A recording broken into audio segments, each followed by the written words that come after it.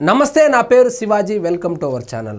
వైఎస్ఆర్సీపీ అధికారంలో ఉన్నప్పుడు, జగన్మోహన్ రెడ్డి గారు ముఖ్యమంత్రిగా ఉన్నప్పుడు గంజాయి ఎక్కడ పట్టుబడ్డా దేశంలో జమ్మూ కాశ్మీర్ నుంచి కన్యాకుమారి వరకు గంజాయి ఎక్కడ దొరికినా దాని మూలాలు మాత్రం ఆంధ్రప్రదేశ్లోనే ఉండేది.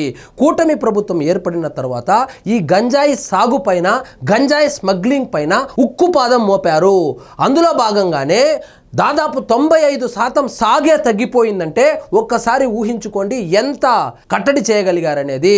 నిన్నటికి నిన్న మన్యం నుంచి 22 కేజీలు గంజాయి తీసుకుని ఒక వ్యక్తి నెల్లూరులో విక్రయించడానికి వస్తూ ఉంటే సమాచారం అందుకున్నటువంటి పోలీసులు అతన్ని వెంబడిస్తే అతను కారుతో పోలీసులను తొక్కించేయడానికి కూడా ఆయన వెనకాడలేదంటే చూసుకోండి గంజాయి యొక్క తీవ్రత, గంజాయి స్మగ్లింగ్ అనేది ఏ విధంగా ఉండేదో. కానీ పోలీసులు మాత్రం చాకచక్యంతో వాళ్ళనైతే పట్టుకోవడం జరిగింది. సినీ పక్కీలో ఈ నెల్లూరు దగ్గర ఈ సంఘటన అయితే జరిగింది. ఇక్కడ చూడండి, గంజాయి స్మగ్లర్ బరి తెగింపు.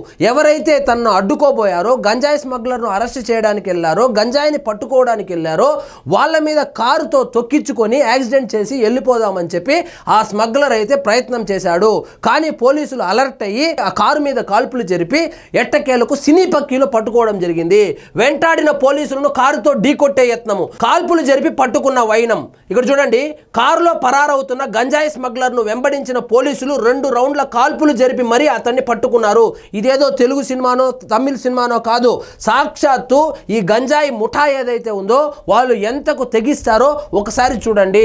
పోలీసులు ఎవరైతే చెకింగ్ చేయడానికి అక్కడ రోడ్డు మీద నిలబడుకొని ఉంటే వాళ్ళకి ఆల్రెడీ సమాచారం ఉంది. ఆ కారులో 22 కేజీల గంజాయి ఉంది, అది మన్యం నుంచి నెల్లూరుకి వస్తూ ఉంది, నెల్లూరులో ఒక వ్యక్తికి డెలివరీ ఇవ్వబోతారని చెప్పి సమాచారం ఉంటే వాళ్ళు పట్టుకోవడానికి ప్రయత్నిస్తే ఆ పోలీసుల మీద ఈ స్మగ్లర్ ఎవరైతే ఉన్నాడో అతడు యాక్సిడెంట్ చేసి చంపేయడానికి కూడా ప్రయత్నం చేశాడు.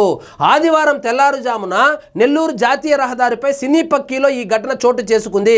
అల్లూరి సీతారామరాజు జిల్లా మన్యం నుంచి కారులో 22 కేజీల గంజాయిని నెల్లూరుకు తీసుకొస్తున్నట్లు ఎస్పీ జి కృష్ణకాంత్ ఈగల్ టీంకి సమాచారం అందింది.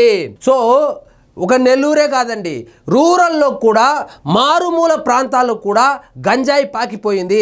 వైఎస్ఆర్సీపీ అధికారంలో ఉన్నప్పుడు బడి కాదు, గుడి కాదు, చిన్న పిల్లల నుంచి వయసు అయిపోయిన వాళ్ళ వరకు ఆ కల్తీ మద్యం తాగలేక ఈ గంజాయికి బానిసలైపోయారు. ఈ గంజాయిని ఏ విధంగానైనా అరికట్టాలని చెప్పి కూటమి ప్రభుత్వం ఏర్పడిన తర్వాత ఈగల్ సెల్ను ఒకటి ఏర్పాటు చేసి దాని ద్వారా ఆపరేషన్లు చేస్తూ దాదాపు 95% సాగును ఆపగలిగారు. అంటే ఎంత బాగా పనిచేస్తా ఉందో ఆ ఈగల్ టీము. దీని మీద కూటమి ప్రభుత్వము ఎంత నిబద్ధతతో పనిచేస్తూ ఉంది. గంజాయిని ఎట్టి పరిస్థితుల్లోనూ భరించేది లేదు. గంజాయి సాగు కావచ్చు, గంజాయి స్మగ్లింగ్ కావచ్చు, గంజాయి వాడకాన్ని కూడా తగ్గించడానికి కూటమి ప్రభుత్వం అయితే ప్రయత్నాలు మొదలుపెట్టింది, సఫలీకృతం కూడా అయింది. ఇంతకు ముందు 100 ఎకరాల్లో గంజాయి సాగు జరుగుతూ ఉంటే ఇప్పుడు ఎక్కడో 2-3 ఎకరాల్లో తప్పితే ఆ మన్యంలో కూడా ఆ సాగు అయితే జరగడం లేదు. దానికి బదులుగానే మొన్నటికి మొన్న చంద్రబాబు నాయుడు గారు మన్యం పర్యటించి అక్కడ వాళ్ళను కాఫీ తోటలు పెంచమని చెప్పి వాళ్ళకు సబ్సిడీ కూడా ఇవ్వడం జరిగింది. సో మీకు మేము ఆర్థికంగా మేము అండగా ఉంటాము, మీరు గంజాయి జోలికి వెళ్ళకండి, మీరు కాఫీ తోటలు పెంచండి, గంజాయి సాగు కానీ గంజాయి స్మగ్లింగ్ కానీ మీరు సహకరించద్దండి, మీరు గంజాయి సాగు చేస్తేనే కదా వాళ్ళు కొంటారు, స్మగ్లింగ్ చేశారు, కాబట్టి ఇక్కడి నుంచి ఆపేద్దామని చెప్పి వాళ్లకు కాఫీ తోట యొక్క ప్రాముఖ్యతను, అందులో వచ్చేటువంటి లాభాలను వివరించి ప్రభుత్వం ద్వారా వాళ్లకు సబ్సిడీ కూడా ఇస్తామని చెప్పి మాట ఇవ్వడం కూడా జరిగింది.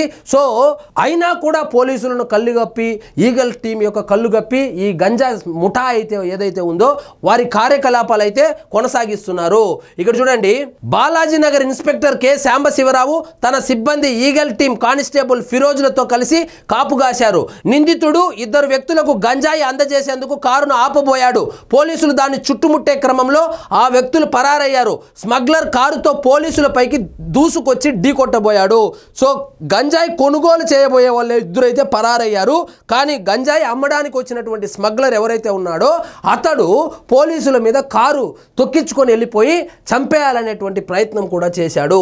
కానిస్టేబుల్ ఫిరోజ్కు గాయాలు కాగా మిగిలిన వారు కొద్దిలో తప్పించుకున్నారు. వెంటనే కారును వెంబడిస్తూ 2 రౌండ్ల కాల్పులు జరిపారు. నిందితుడు కారు వదిలి పరారవుతుండగా పట్టుకున్నారు. గాయాలైన కానిస్టేబుల్ను ఆసుపత్రికి ఆసుపత్రికి తరలించారు. రాజమహేంద్రవరానికి చెందిన బీకర ప్రకాష్, ఈ బీకర ప్రకాష్ మీద ఆల్రెడీ చాలా కేసులు ఉన్నాయి. ఈయన అరెస్ట్ అయ్యి జైల్లో ఉండి కూడా వచ్చాడు. జైల్లో నుంచి వచ్చిన తర్వాత కూడా ఏమాత్రం మారలేదు, మళ్ళీ గంజాయి వ్యాపారమే చేస్తున్నాడు. సో ఈయన 22 కేజీల గంజాయి తీసుకొని నెల్లూరులో ఇద్దరు వ్యక్తులకు అమ్మడానికి వస్తే పోలీసులు చాలా చాకచక్యంగా పట్టుకోవడం జరిగింది. అదేవిధంగా ఆపరేషన్లో ఈ ఫిరోజ్కి గాయాలు కూడా అయింది. ఈయన కానిస్టేబుల్. ఇక్కడ చూడండి, ఫిరోజ్ను పరామర్శిస్తున్నటువంటి eagle IG RK Ravikrishna. So గంజాయిని ఎట్టి పరిస్థితుల్లోనూ సహించేది లేదు, దాని మీద ఉక్కుపాదం మోపడం ఖాయమని చెప్పి ఎన్నోసార్లు ముఖ్యమంత్రి చంద్రబాబు నాయుడు గారు చెప్పడం జరిగింది. దానిలో భాగంగానే ఈగల్ టీం చాలా యాక్టివ్గా పనిచేస్తూ ఉంది. ఎక్కడికక్కడ గంజాయి స్మగ్లర్ల ఆగడాలను అయితే కట్టడి చేస్తూ ముందుకెళ్తా ఉన్నారు. సో ఇదండి ఈరోజు మన టాపిక్. మీకు ఈ వీడియో నచ్చినట్లయితే లైక్ చేయండి, షేర్ చేయండి, ఛానల్ మాత్రం సబ్స్క్రైబ్ చేసుకోవడం మర్చిపోవద్దు.